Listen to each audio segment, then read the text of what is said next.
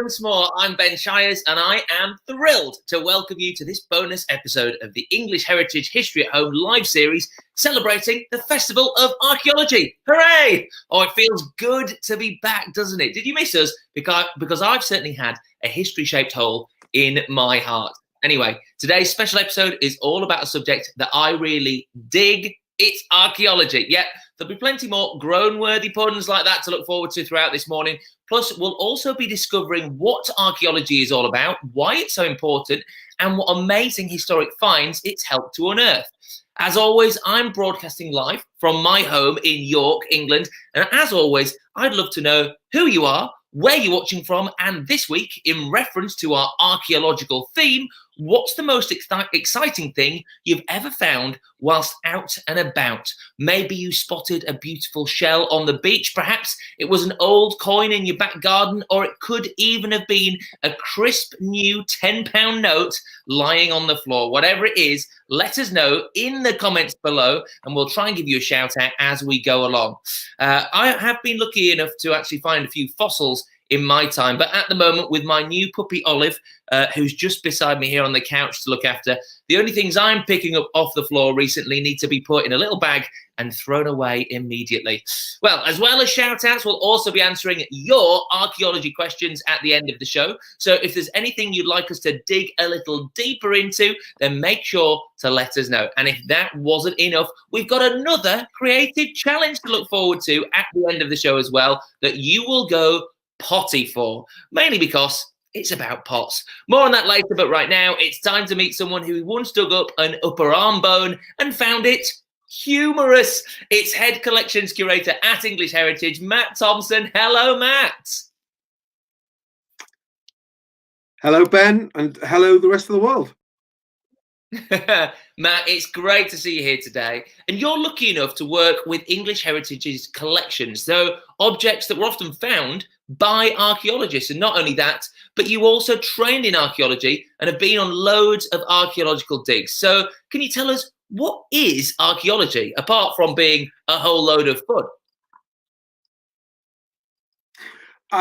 It's a really good question, actually. What is archaeology? Well, I would say archaeology is all about what people leave behind, the traces that people leave behind them, sometimes going back thousands and thousands of years.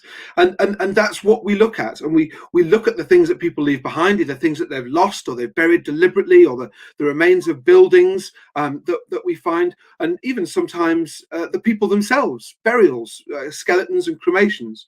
And we look at that to try and understand what the past was like. So yeah, if I was to ask to sum it up in one sentence, it's looking at what people leave behind them. Wow, and we will be doing a bit of that later on. So I guess now we know what archaeology is, but what about an archaeologist? Is it someone who digs up old stuff? Because if that's the case, then I might qualify, because some of the jokes that I dig up are truly ancient. I wouldn't want to comment on the jokes, but to a degree, yes. Digging holes, it's a fundamental part of it. Being outside and looking around you, it's a really important part of archaeology. But it really isn't all there is to archaeology. It's a whole load of different skills and sets of experience that are needed to sort of contribute towards archaeology.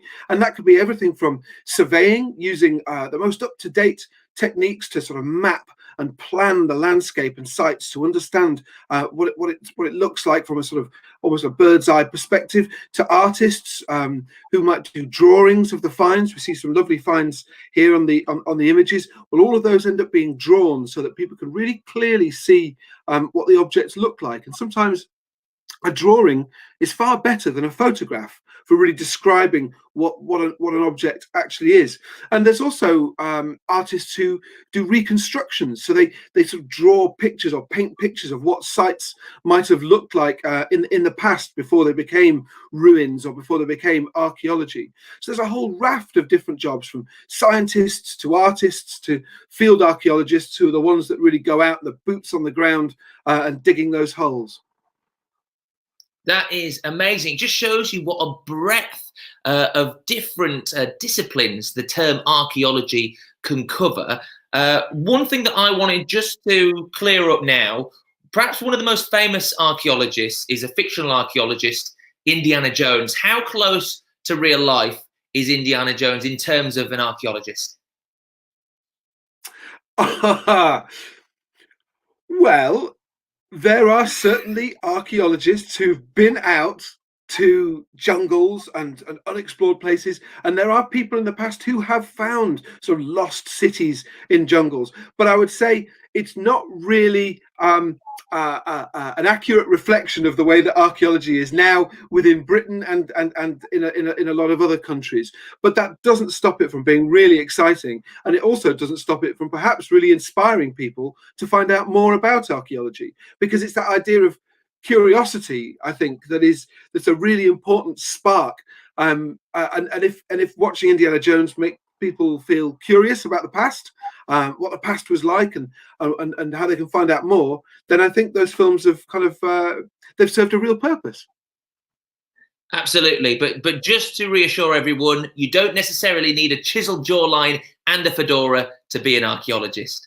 Well, hopefully you're now getting the grasp of things, and we've worked out the difference between archaeology and an archaeologist. Hopefully you're getting the archaeologist of it now.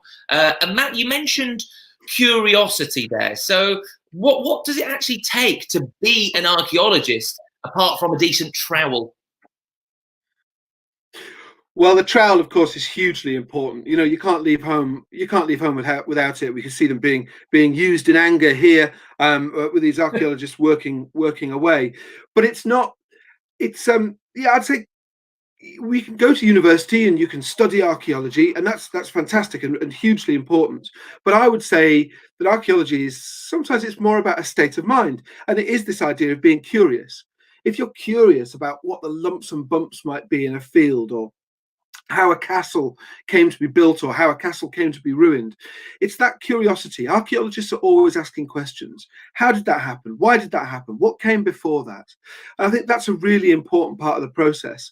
And you can be curious. You don't have to be curious in the countryside.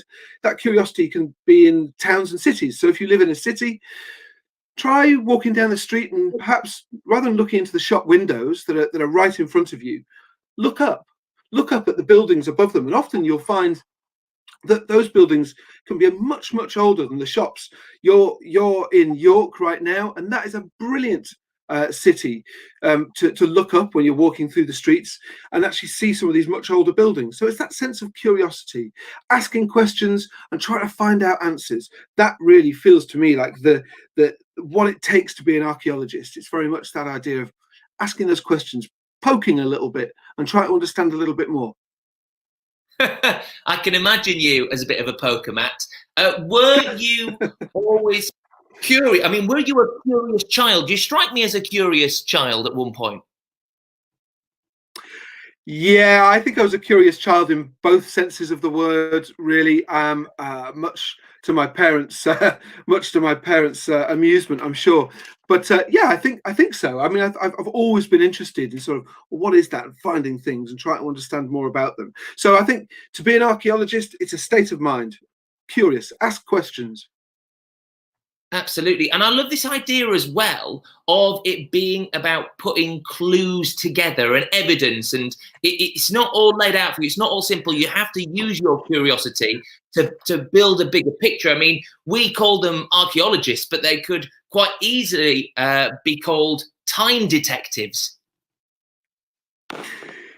Yeah, I mean, I think that's it. That you get a series of clues, and you have to sort of piece those clues together and try and come up with a story that seems to make sense, that seems to work. Because very often we don't have historical documents to be able to sort of fill in those gaps, and even where we do, those documents might have a very specific side of the story to tell. And it's archaeology that can really help to sometimes challenge history. Or add to our understanding of history. So yeah, it's very much about being a detective and sort of piecing those clues together.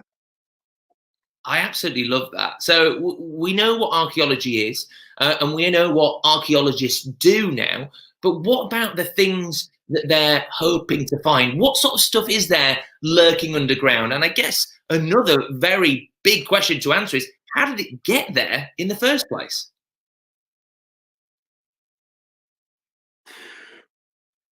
Right. So there's lots of things that can be found. But I think it's important to remember that a lot of things aren't found. So a lot of organic materials, so cloth and wood and leather, that can very often rot away, and sometimes so can bones, depending on the type of soil. So there's a whole raft of things that we often don't find, or we only find them preserved in very special circumstances.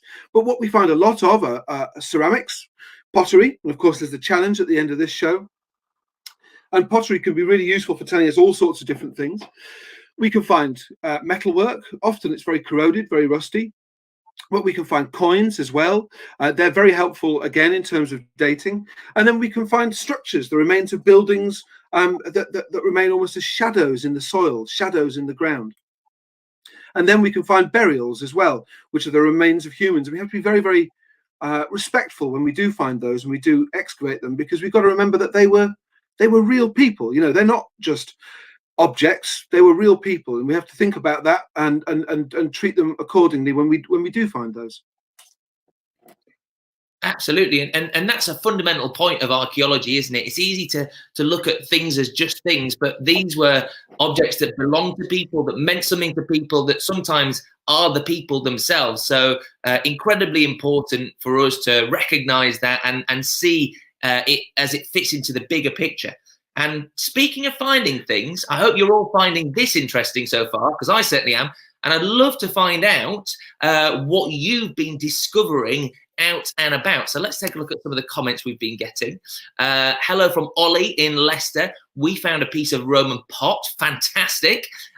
Bailey, Cool. Aya and Grace found the remains of an old lamppost whilst digging in their garden in Derbyshire. Oh, I hope it wasn't still switched on.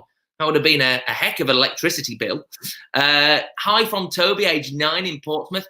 I found a dinosaur vertebrae while fossil hunting on the Isle of Wight. Wow, that's incredible. What a thing to find.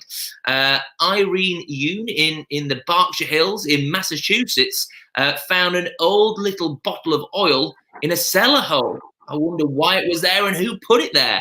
And in fact, what kind of oil was it? Was it olive oil? Was it car oil? Who knows? We've got hello from a camper van in Shropshire. I don't think we've got a name on this one, but the husband's best find was very old pottery mixed with modern types at a canal cottage dig in South Wales. I think, as we've mentioned, Matt, lots of pottery is likely to come up. And Leslie Humphreys found a beautiful shell fossil on a beach in Somerset last week, and she's tuning in from the Midlands. Wow. Well, please do keep those coming. We'd love to see what you found when you've been out and about. It's an unbelievable feeling, I think, to actually be able to discover something for yourself that's out there just waiting to be found. And we've talked about archaeology so far, I suppose, Matt, as an abstract concept, something that does happen, but not in any real detail. But can we focus on it at a real site now, a real life site? So if we take somewhere like Stonehenge, which is a real favourite for us here on History at Home Live, we've talked about it on a couple of different episodes. We know from those lessons that it's old, it's really, really old, which I guess must mean there's loads of exciting archaeology there. Absolutely. I mean, look, here it is, Stonehenge in all its glory. And I know you had a whole episode about Stonehenge with Susan. And I'm sure one of the things that she said is that we've got to look much wider than just Stonehenge itself.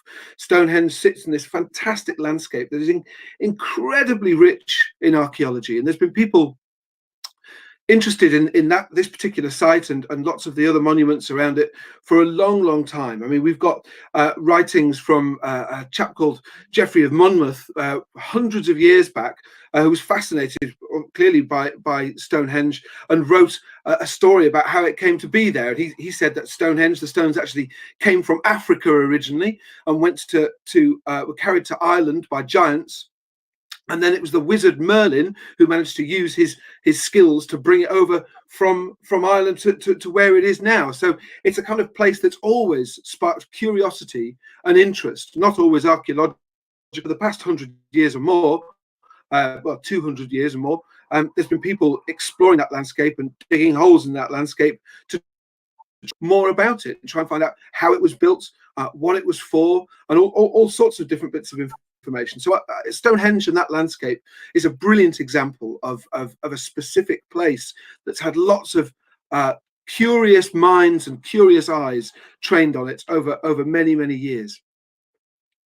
And it's easy to think, isn't it, that old things are only old to us from our modern perspective. But Stonehenge is so old that even Geoffrey of Monmouth, who you mentioned there, he thought it was ancient, and he lived 900 years ago. So to us, Geoffrey is really old, but to him, Stonehenge was really old. So you can just see that when we're talking about the way that sites are viewed over time and discovered and explored, we're often not the first people there. That's right, and it can be really difficult to kind of get your head around the huge distances of time. I mean, we think a year can be a long time, but of course we times that by many hundreds, many thousands of years, and it is quite a challenge, isn't it, to think that something's been ancient for a long time. But I think it adds to the romance of a place and adds to its excitement. Absolutely. And we're seeing some pictures there, Matt, of these kind of old digs, and obviously places like Stonehenge, because they've been so well known and iconic for so long, people have wanted to dig there for hundreds of years. We'd probably do things a little bit differently in terms of a modern archaeological dig, wouldn't we? So how do we square up the way that we do things now with the way that people used to conduct these digs? Well, we do things very differently, and we see some wonderful old photographs there about sort of Stonehenge and how people worked on the site. But I think it would be wrong of us to be critical and to look back at the past and say, oh, they don't know what they were doing. I mean, we could be frustrated that sometimes they might have lost a lot of information because their techniques weren't quite as advanced and they didn't have the science to bring to bear that we have. But we have to remember that they were doing the best they could at the time with the skills and the knowledge that they had. So we should be kind to them in most cases, that people were doing it with the best of intentions. Of course, there are some dreadful cases on certain sites where we know that people were deliberately trying to rob them or to break sites up, and that's never good. But in terms of archaeology, the discipline of archaeology, they were doing the best they could with the knowledge and the skills that they had. But yeah, we absolutely do it different now, and there's techniques available to us now that no one could even have imagined even 30 years ago, let alone 100 years ago. Absolutely. I think we can see some pictures there of various machines being used, and I guess technology is playing a big role in the way that sites are now being discovered and reappraised.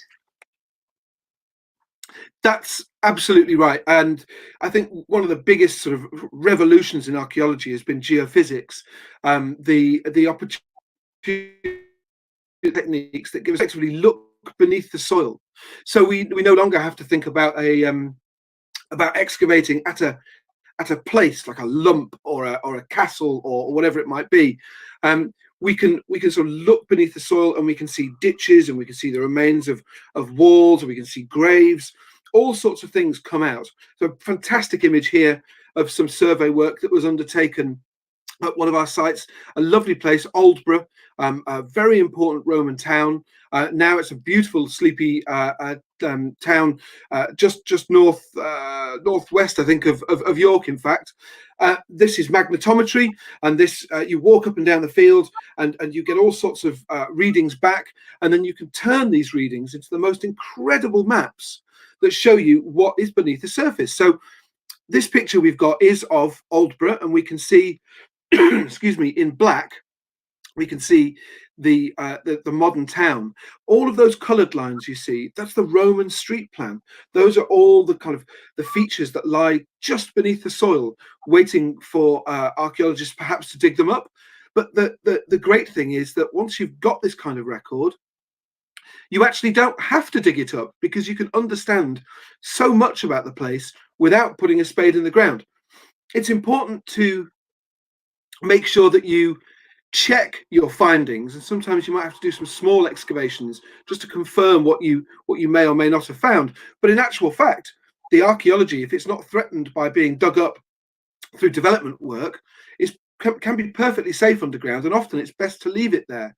So one of these big changes has been the introduction of science and scientific techniques, and it's also led to the fact that very often we don't have to dig things up. We can leave them in the ground, so they stay there and they stay safe. That is amazing, and it shows how archaeology has evolved over the years as our understanding of the time of the time scale of things, how to preserve things that are very old, has evolved as well. But let's go back to things that we do dig up out of the ground, because archaeologists are famed for being able to date items that they've dug up. So how do they go about doing that? And also, I guess, how do they know that someone hasn't just popped along the week before and planted it underground to try and trick them into thinking they found something old? Okay, I'll deal with the last bit first. Archaeologists are very good at understanding how layers of soil build up over time. And you can see where holes have been dug in the ground, and you can see from the type of soil that, which layers came after each other. It's quite a complex process to understand all of that. It's called stratigraphy. But stratigraphy very often could tell you if someone's come along and dug a hole into something sort of recently and planted something in the ground. Indeed, it does happen from time to time. I believe there was an episode of Time Team where they went to a site where they had a strong hunch that somebody had been planting historic items in the ground. And it's a really good example of how scientific and archaeological theory was brought to bear to be able to demonstrate that this stuff wasn't quite what it was saying it was in the first, when you looked at it first time around. So that's really important to bear in mind. In terms of dating things, well, there's sort of several ways in which you can do it. The first one is to look at the style of something, especially pottery. So pottery changes style. The fashions for pottery change over the centuries, over the millennia, in fact, over thousands of years. And some people can look at pots. Here's a classic example of some Roman pottery here. We can look at the shape of the pots. We can look at the type of clay that's been used to make the pots, and we can look at the decoration on the pots. And people can say, right, we can date that to within, sometimes to within around 50 years or so. I mean, the same way we could look at your wonderful tank top, and we could say, looking at the colours there, looking at the style of that tank top, it's about 1945 to 1955. That we can do it that way. We can also begin to date things because we can see where they are in the stratigraphy. So I mentioned about these layers of soil and earth. Well, the general rule of thumb, although it can change, it can get more complicated than this, is if you find something underneath something, it means that the thing that's underneath is probably older than the thing that's on top. That's a very simplistic way of describing it, but that's the general idea. So as you excavate a whole site, you get a whole series of layers of soil, and you can begin to piece together the order in which those layers of soil appeared. And that also helps you to date the items that you find within there. But of course, if you want an absolute date, there's nothing quite like a coin to be able to tell you that, because of course, coins most often, not all, they'll have the picture of the monarch in whose reign that the coin was created. And of course, we've got a good idea actually of kings and queens, and of course Roman emperors as well. So when you find a coin, it gives you the opportunity to be able to say, aha, this is somewhere between 1558 and 1603, because that coin you've got just up there is a silver groat from the reign of Elizabeth I. As it happens, I actually have a rather battered example of exactly the same coin right here. So we've got a date for this coin because we've got a date for the monarch. So where we find that in the ground, it gives us an indication of the age of that soil and that feature. But of course, again, we can bring science to bear on all of this. And there's all sorts of different techniques now to be able to provide us with really good dating. And carbon dating is a classic example where organic material can be tested for the amount of carbon-14 that it still contains. and that gives us the opportunity to come up with dates for things that can be extremely old. So there's lots of different ways of being able to tell how old something is, from its look, how it, literally how it looks, to a coin with a given date, to where it's found within an excavation, and then also scientific techniques. So we add all those together, and actually we've got a pretty good range of approaches to be able to give us the date of things. Wow, I genuinely think it's incredible that archaeologists can tell you how old any given object is, give or take a few years, that's been pulled up out of the ground. On the downside, though, it does mean they're never too choosy when it comes to relationships because, well, archaeologists will date anything. Excuse me? No, nothing? Okay. Well, anyway, whilst I dig myself out of that hole, Matt, can you tell me how archaeologists decide where to dig theirs? Because I completely appreciate that if you see a great whopping monument like Stonehenge, you go, well, that's ancient, there must be archaeology around there, let's dig there. But how do archaeologists know where to dig when it's just an empty field? There's no clues above the ground to tell them that humans might ever have been there. That's an excellent question, and I think this is where archaeologists will often work very closely with historians. So historians will often be looking at maps and documents, and they can, using that information, you can piece together an understanding of where a settlement or something might have been. But of course, the further back in time you go, often the fewer documents you've got, and so that can become quite difficult. So in the past, of course, very often people would excavate where there were already things, such as Stonehenge or a burial mound or a ruined castle or a ruined structure.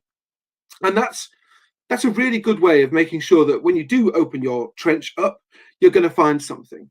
We've got to bear in mind that excavation is expensive. It costs a lot of money, it involves a lot of people, takes a lot of time, generates a lot of work, and ultimately can be quite destructive as well of the thing that you're digging up. So you want to maximize your chances of actually being able to find something. And what better way to do that than to actually dig a hole where you know that there is something in the field. You don't necessarily want to take a chance.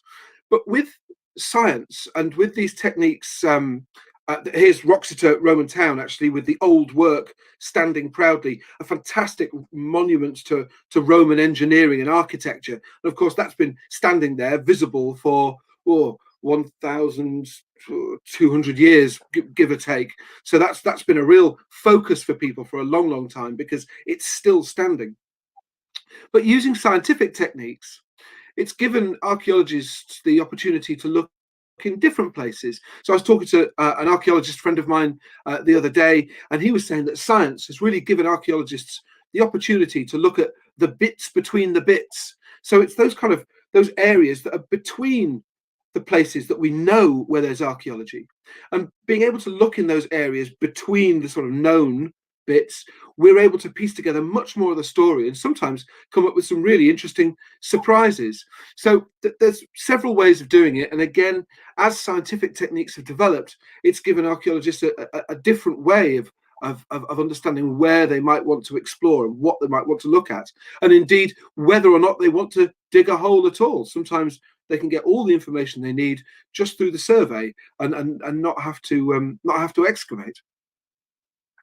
Absolutely. And I guess it goes back to that point that we were saying as well earlier, that sometimes archaeology is safer under the ground than it is out of it. As long as we know it's there, we can still preserve it. Right. Well, let's talk about some of your finds again now, because you've been getting in touch throughout and letting us know what you've been discovering. Amanda Lavelle says, my sons, Finley and Hugo, have been doing their own archaeology project in my garden over lockdown. Sounds dangerous. With the assistance of our Labrador, my garden now resembles a World War I trench reenactment field. Oh dear. They've had fun though, but not sure they found anything but worms. Well, I'm sure, Amanda, that they found a sense of adventure and curiosity as well, which is what's important. But obviously, hopefully they put the garden back together at the end as well. Ada, Fleur and Darwin, who've been with us right from the start here on our our live lesson adventure. They're from Lincolnshire. Have got in touch again to say that Ada found a cow scapula in the beck in our village. Wow. And they made a mosaic from the pieces of pot that they found in the beck. And they've also found some fossils on the beach last year in Dorset near Corfe Castle. Of course, Dorset, very famous for its fossil deposits. And Jane Halliday has said, I have a selection of Roman coins found in a pot when I had a house in Portugal. Well, it may well have been a hoard, Jane. We'll be talking about them very shortly. So, Matt, as an archaeologist, someone who's been out in the field, I'm sure a question that you get asked all the time is, how do you spell archaeologist? Now, I'm only joking. I want to know, in fact, the other big question you get asked, which is, what's the best thing you've ever found? And how much was it worth in terms of millions?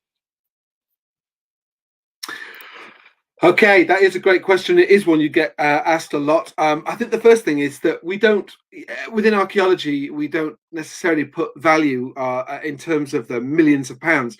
Sure, some things can be found that are very valuable, and we'll talk about those in a little while. But actually, it's all about the knowledge, the information that these items can give you.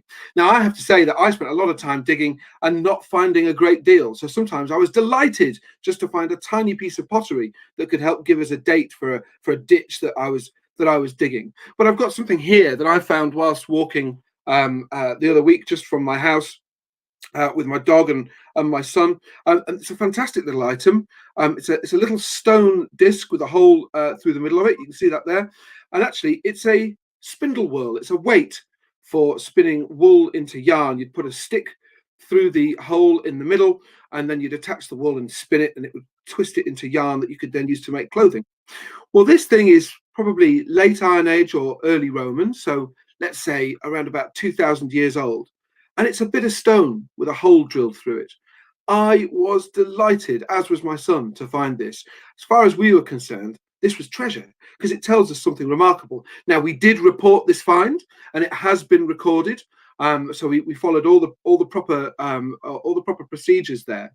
But that idea of treasure, not all treasure is gold and silver and jewels. Sometimes treasure can come in different forms, stone and pottery, and it's about the knowledge that they contain, and it's about their ability to kind of almost send you back in time and think about other people's lives. So I guess I'd say the best thing I've found right now is probably this fantastic connection it gives me to what was happening in my local area 2,000 years ago.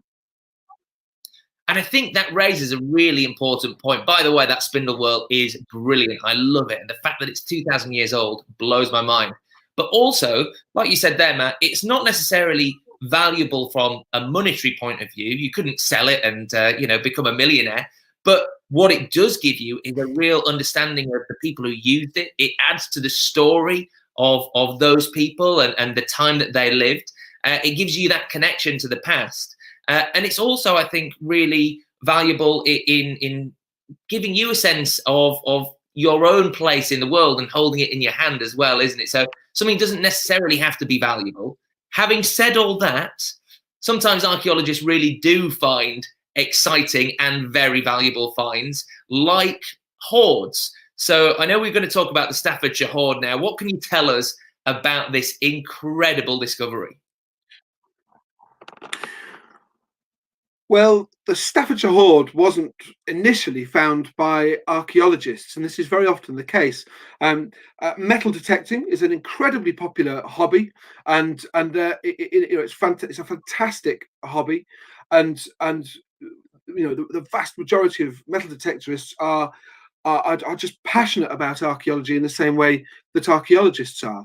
And when they find a hoard, when they find really precious items, they've got an obligation to report that so that archaeologists can come in and excavate and actually get as much information as possible out of those finds. So the Staffordshire Hoard was found in Staffordshire, and it was found by metal detectorists, and it's the most incredible collection of Anglo-Saxon sort of treasure, really, for want of a better word. Huge quantities of gold that looks like it's been taken off lots of different very high status objects, lots of sword fittings. We can see a few sword pommels here and hilts and the like, and there's book fittings and other items there. They all look like they've been pretty badly mangled, though. So there's a lot of discussion as to whether that mangling took place at the time at which they were buried. Perhaps they were stripped off beautiful items, and that gold was going to be recycled effectively. And because it was so precious, it was buried in a hole in the ground because people just didn't have banks. So they buried it in a hole in the ground. That would keep it safe.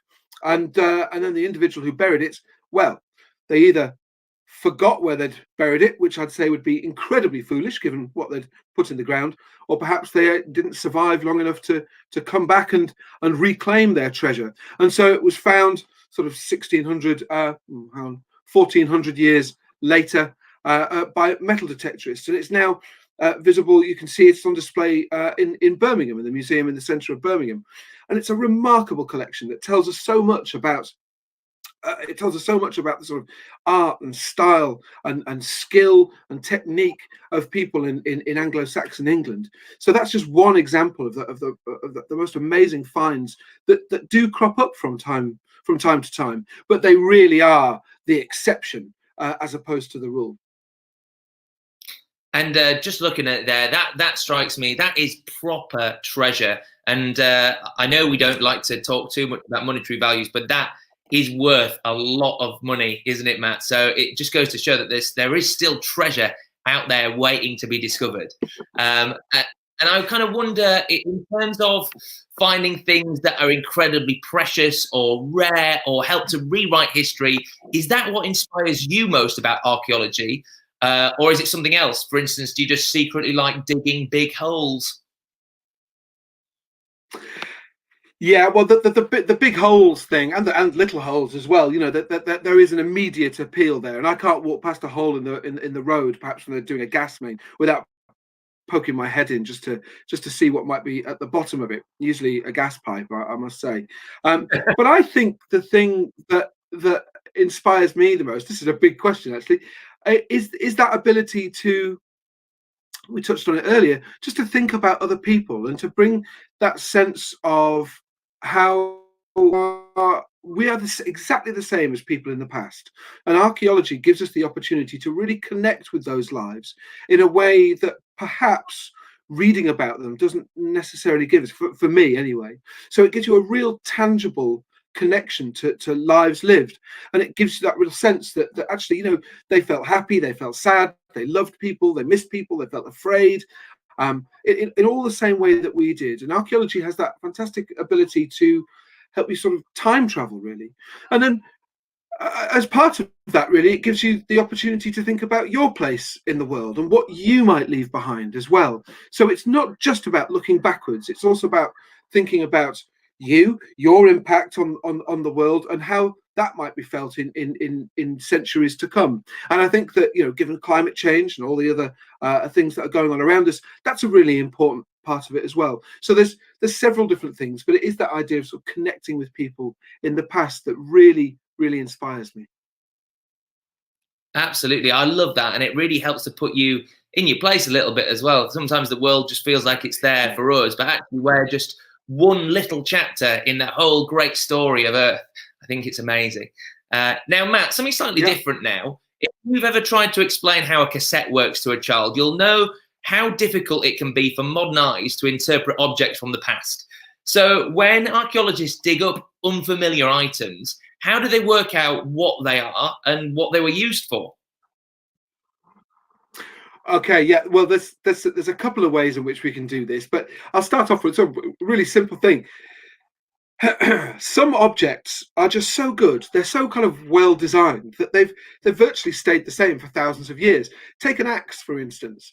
It's got a handle and it's got a heavy lump at the top, which has got a sharp blade, right? And it does the job.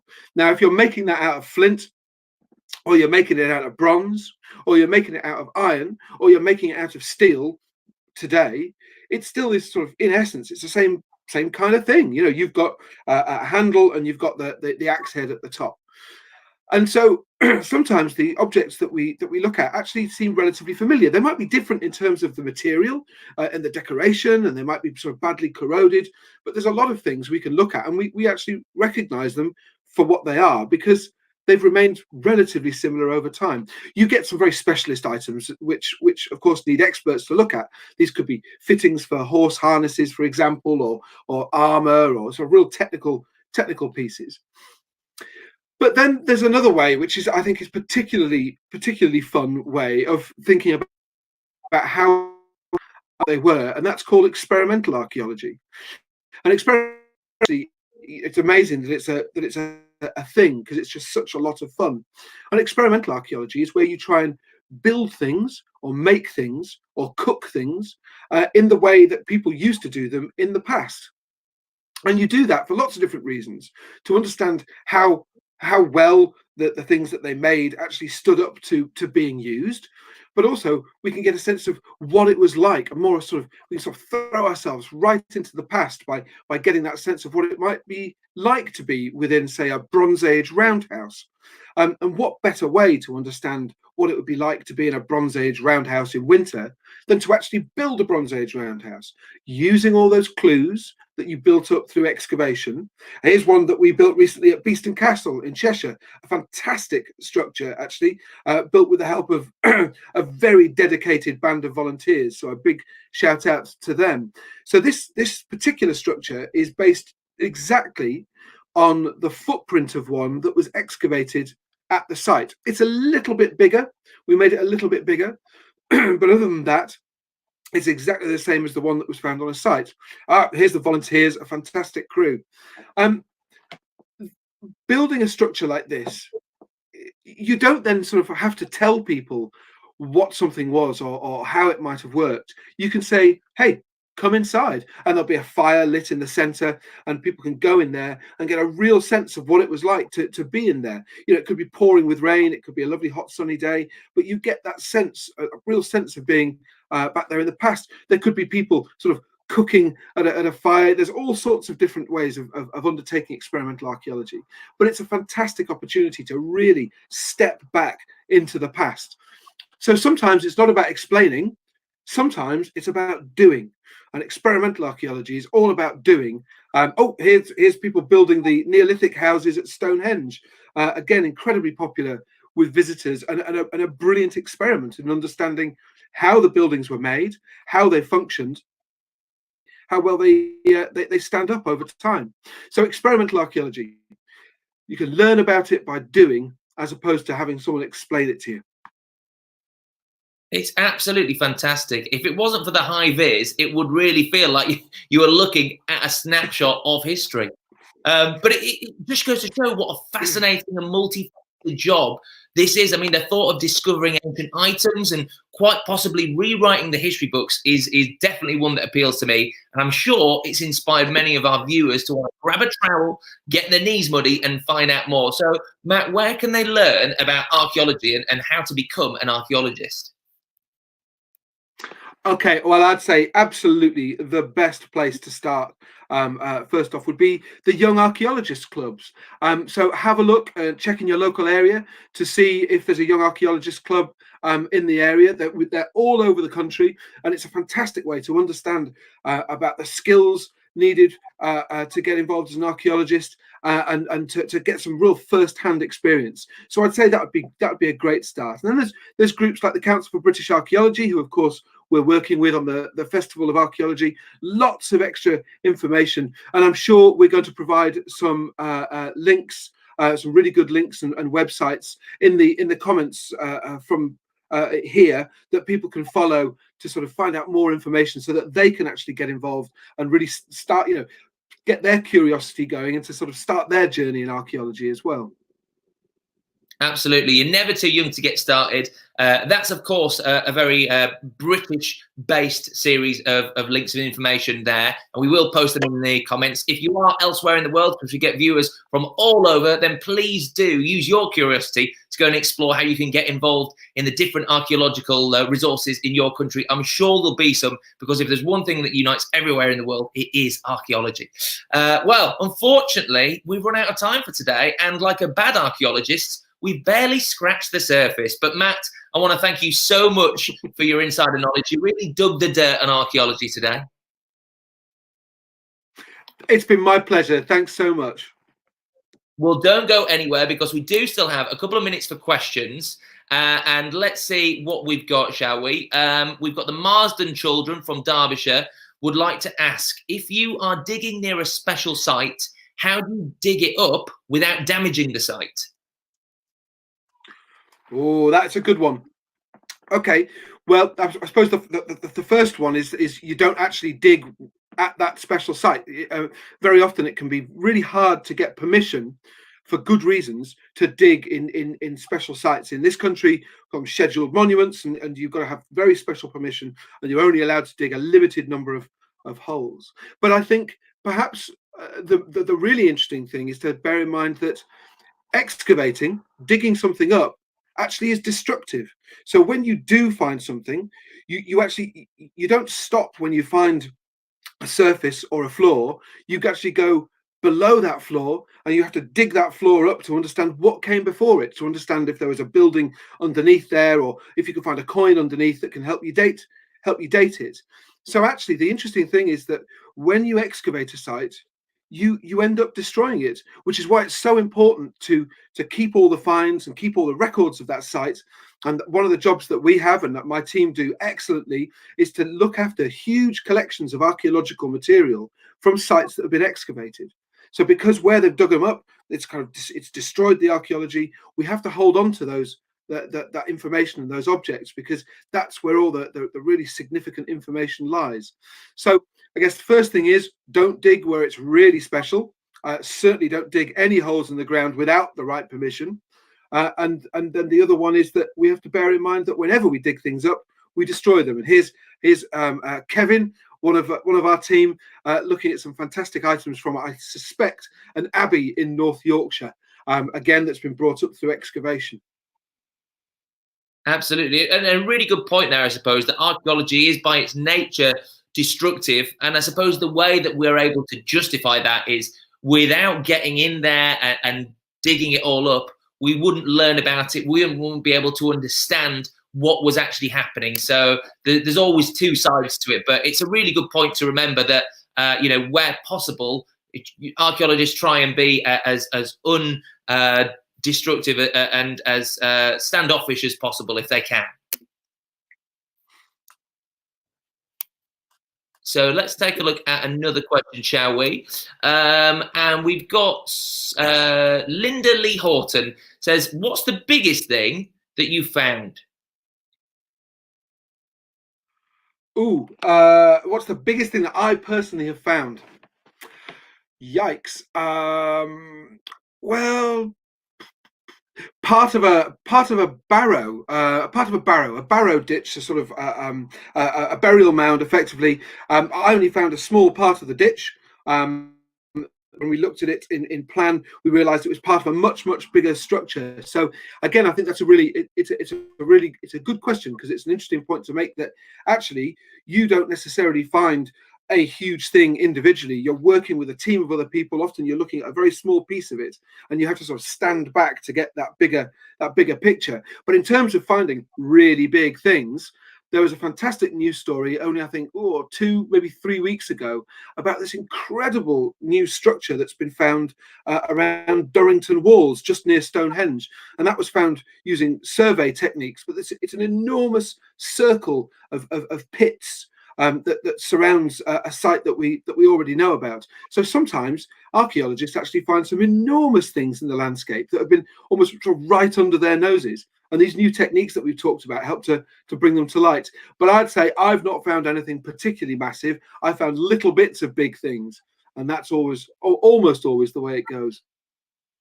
Yeah, just like we were talking about earlier, finding those clues, bits of evidence, and putting them together, a bit like a historical jigsaw puzzle. And we've got an interesting question here, Matt, from Georgina Hodgkinson, which I think relates to a lot of what we were talking about earlier, and future archaeology that we might leave behind. She says, what would you put in a time capsule for future generations to find? Oh, well, Well, okay. I tell you what I wouldn't put in a time capsule, and that's often items of technology, because we see very quickly that technology can become obsolete. So you might think, oh, I tell you what, I'll back in the 1980s, a laser disc, was all the rage. But of course now, only say 40 years later, we're struggling to find machines that can actually play these laser discs. So I think actually I'd probably want to put something like a book or some papers, but I'd make sure it was nice and tightly sealed so that it survived a long time, because we've got books and we've got documents that are thousands of years old, and it's still a really good way of communicating information. So I think it would be something like that, and I think it would be personal. I think I'd like to talk about my family, my life, where I live, and what's going on at the time. I mean, like many people, I'm sure we've been keeping a bit of a diary over lockdown about the things that have been going on, and maybe it would be something like that, because I think we're living through an incredible time, obviously a very difficult time, but it's an incredible time, and those personal views, those personal perspectives of what's going on, they might be the kind of things that people might be really interested in the future. So maybe I'd include something like that. That is an absolutely fantastic answer. Thank you so much for that, Matt. And I also think it might be a nice idea to maybe pop your spindle whirl in there if you were going to do this time capsule. Pass it on to generations in thousands of years' time to come. What a nice idea. Yeah, that's probably the kind of thing that would go in there too. Yeah, lovely stuff. Well, that really is all we've got time for today from you, Matt. It has been an absolute pleasure. Thank you so much for sharing all this incredible knowledge with us. Like I say, it's been my pleasure. Thanks for the great questions, and I hope people have found it interesting. Yeah. I'm sure they have. I certainly have. Yeah, this has been a very special episode. I've loved being involved in it. Archaeology has always been a passion of mine. And just to show you something, I've never actually been out on a dig, but I do have this. I love old things, and to talk about having something old to hold in your hand and feeling the power and the kind of the excitement of something really ancient. That is a little coin that I own. I don't know if you can see that, but it's actually Henry VIII. We talked about him a little while ago in one of our other live. Look at that bust as well. It couldn't be anyone but Henry VIII, could it? And that, to me, to know that a Tudor person held that in their hand, oh, absolutely love it. Anyway, like I say, it is the end of the episode. But before I say goodbye, we do have one last special challenge. Yes, and we want you this time to create your own archaeology. Now, old ceramics and pottery are often found in archaeological sites. So this week, we want you to make your own small pot. You can make it out of anything moldable. So maybe Play-Doh, plasticine, blue tack, whatever you've got lying around. I'll show you mine. I can't say it's a very good pot, but it does match my sofa. So surely I should get points for interior design. This I've made by doing really long swirls of Play-Doh and then scoring a design into it. And you can find out exactly how to make yours a little bit like this on the link that we're going to add into the comments. There's an activity sheet that shows you just how to make these. And once you've done it, you can upload your photo under the photo that we're going to post of me holding this. We'd love to see your pots. We always love to see how creative you are. So please do get involved with that. But that brings us to the end, I'm afraid, of our archaeology special and our History at Home live lessons. We really hope you've enjoyed watching today. And if you have a bit of time, we'd be really grateful if you'd fill out our short survey for this bonus episode. We'll put the link to the survey in the comments as well, and there'll be a few short questions that will pop up on the screen. I'd also like to say personally that your feedback for this series has been overwhelming. It's been a joy to read. We've loved talking to you about history, and it really has been the highlight of my week.